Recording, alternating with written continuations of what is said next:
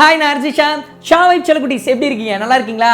இன்னைக்கு நம்ம ஷா Boo Threeல பாரதி கண்ணம்மா ரோஷினி குக் வித் கோமாளில இன்னைக்கு கலக்கிட்டு இருக்கிற ரோஷினி அவங்களுடைய லைஃப்ல அவங்க ஐடில வேலை பார்த்துட்டு இருக்கும்போது ஒரு இன்சிடென்ட் செம்மையா இருந்ததுங்க.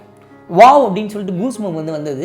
அந்த இன்சிடென்ட்டை சொல்கிறது மட்டும் இல்லாமல் அவங்க லைஃப்பில் நடந்த ஒரு சில நிகழ்வுகள் பார்த்தீங்கன்னா நம்மளுடைய லைஃப்லேயும் நடந்திருக்கும், எனக்கே நடந்திருக்கு, உங்களுக்கும் நடந்திருக்கும், கனெக்ட் ஆகும். அதுக்கு மட்டும் இல்லாமல் இன்னொரு விஷயம், அவங்களுடைய ஸ்டோரி பண்ணுறதுக்கு ரொம்ப முக்கியமான ஒரு ரீசனும் இருக்குது. அது என்னன்னு சொல்கிறதுக்கு முன்னாடி, வீடியோக்குள்ளே போகிறதுக்கு முன்னாடி, உங்கள் வீட்டில் ஒய்ஃபை கனெக்ஷன் இருக்குது அப்படின்னா சண்டேயில் பார்த்தீங்கன்னா ஸ்லோவாக இருக்கும், ஈவினிங் டைமில் ஸ்லோவாக இருக்கும். அதுக்கு காரணம் ஷேர்டு பேண்ட்வித் யூஸ் பண்ணுறது தான். அதுவே லேட் நைட்டில் பார்த்தீங்கன்னா ஸ்பீடாக இருக்கும். ஸோ இதை தவிர்க்கணும் அப்படின்னா உங்களுக்காகவே உங்கள் வீட்டில் தனியாக ஒரு டவரை கிரியேட் பண்ணி டிஸ்கனெக்டே ஆகாத இன்டர்நெட் கனெக்ஷன் வேணும் அப்படின்னா அதுக்கு இன்ஃபோனெட் இன்டர்நெட் கனெக்ஷன், அதனுடைய இன்ஃபர்மேஷன் லிங்க் பின் டு டாப்லேயும் இருக்குது, டிஸ்கிரிப்ஷனில் இருக்குது. சரிங்களா?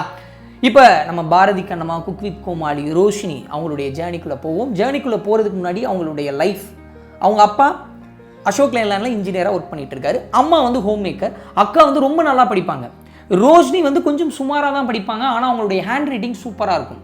லாஸ்ட் பெஞ்ச் ஸ்டூடெண்ட் தான். +2ல் ஓரளவு டீசெண்டான மார்க் தான் எடுக்கிறாங்க. ஆனால் ஸ்கூலில் இருந்து ஒரு விஷயம் அவங்களுடைய மனசில் ஒரு புழுக்கத்தை ஏற்படுத்திகிட்டே இருக்குது.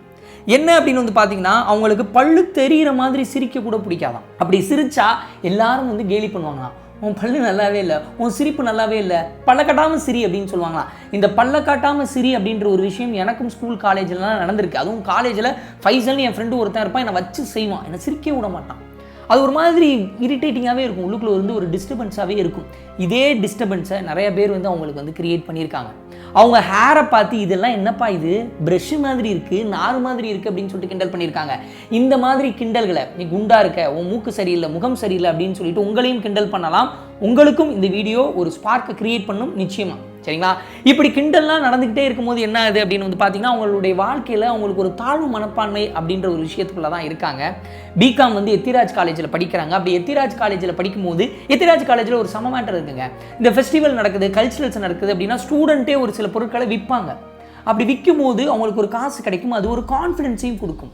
அப்படி ஒரு நாளைக்கு 300 ரூபாய் அப்படின்னு சம்பாதிக்க ஆரம்பிக்கிறாங்க. அது அவங்களுக்கு ஒரு கான்ஃபிடென்ஸ் கொடுக்குது. அதுக்கப்புறம் ரோஷினி பார்த்தீங்கன்னா எம்பிஏ படிக்கிறாங்க. எம்பிஏ படித்து முடிக்கும் போது தான் அவங்களுக்கு என்னுடைய கலரை வச்சு கிண்டல் பண்ணியிருக்காங்க, முடியை வச்சு கிண்டல் பண்ணியிருக்காங்க, பல்லை வச்சு கிண்டல் பண்ணியிருக்காங்க, என்னுடைய முகம், என்னுடைய கண்கள் முட்டை கண்ணுன்னு மற்றவன் சொன்னால் சொல்லிட்டு போகிறான், நான் அதுக்கு கண்மை பூசுவேன் அப்படின்னு சொல்லிட்டு அது வரைக்கும் மேக்கப் அப்படின்ற ஒரு விஷயமோ, கண்ணாடியில் தன்னை பார்க்கும்போது ஒரு கான்ஃபிடென்ஸ் அப்படின்ற ஒரு விஷயமோ வராமல் இருந்தது.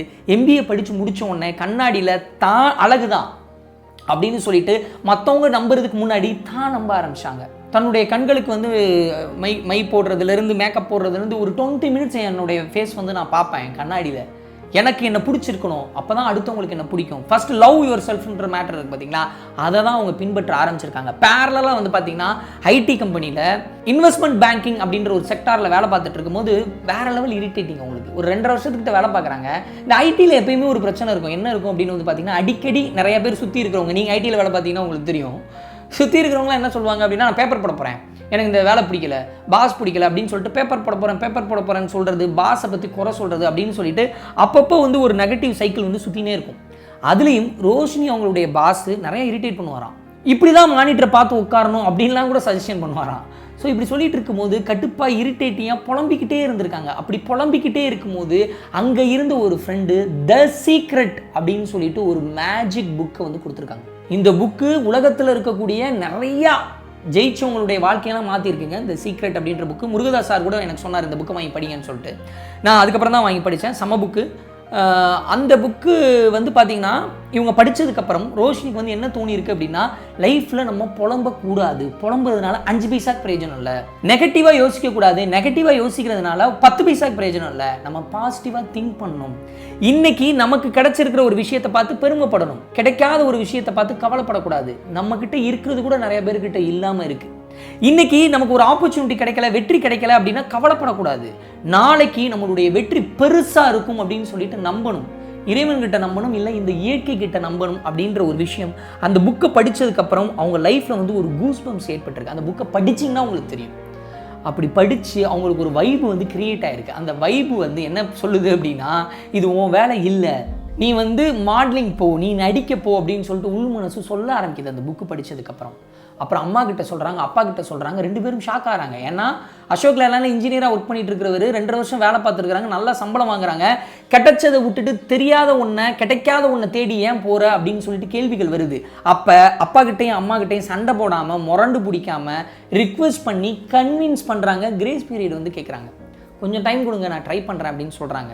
அவங்க கேட்கும்போது அவங்க வீட்லேயும் ஒத்துக்கிறாங்க. ஒத்துக்கிட்டதுக்கப்புறம் ரோஷினி என்ன பண்ணாங்க அப்படின்னு வந்து பார்த்தீங்கன்னா, நிறைய முயற்சிகள் பண்ணாங்க. ஆடிஷன் போனாங்க, ஆட் எடுக்கிறதுக்கு நீங்கள் வரணும் அப்படின்னு சொல்லுவாங்க. போய் பார்த்தா பாம்பேலேருந்து மாடல்ஸ் இறக்குவாங்க, வெள்ளையாக இருக்கிற பொண்ணு இறக்குவாங்க.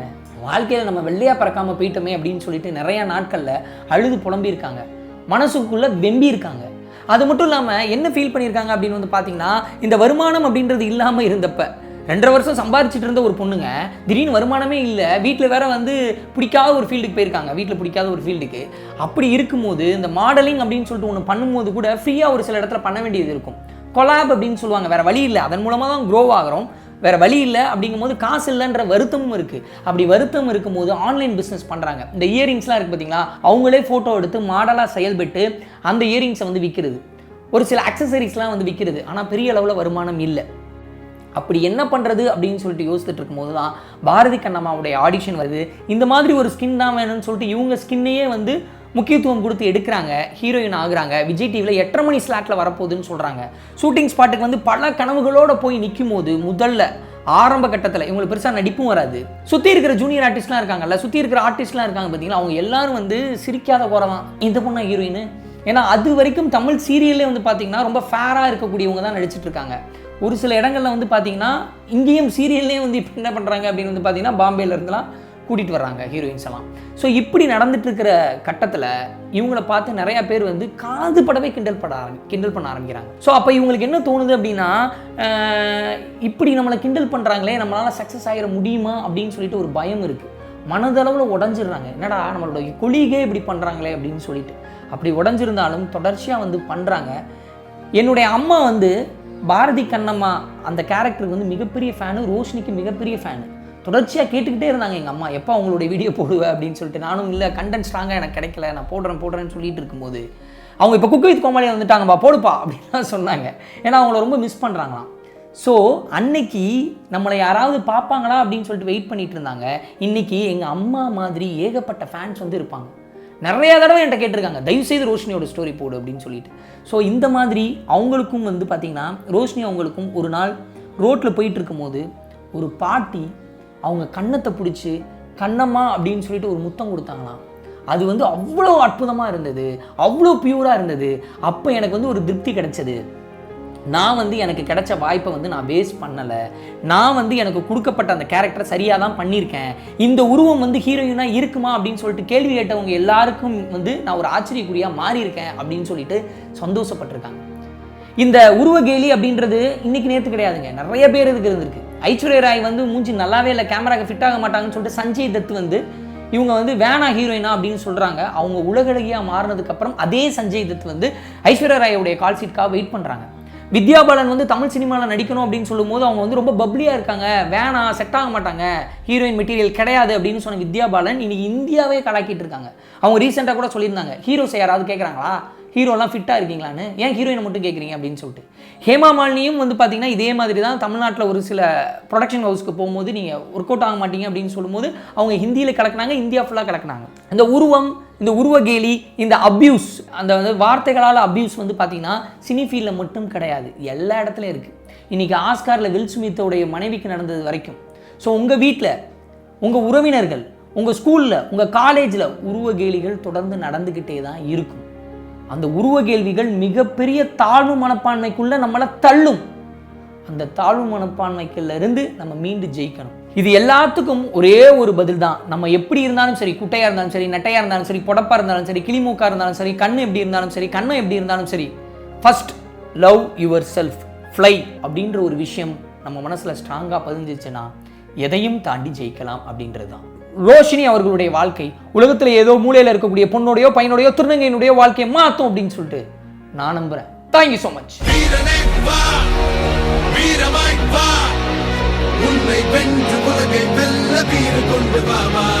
ஆயிரத்தை தாண்டி போனால் ஓடியில நீதான் ஒருவன் நாடி நரம்பெல்லாம் வெற்றி போராட்டமே உன்னுடைய எல்லை நீயே உலகத்துக்கு பிள்ளை நீயே போலையாகும் மூக்கில் தேகம் உன் துணையே வீரனே வா வீரமாய் வா உன்னை வென்று உலகை வெல்ல வீர கொண்டு வா ஆயிரத்தை தாண்டி போனால் ஓடியில நீதான் ஒருவன் நாடி நரம்பெல்லாம் வெற்றி போ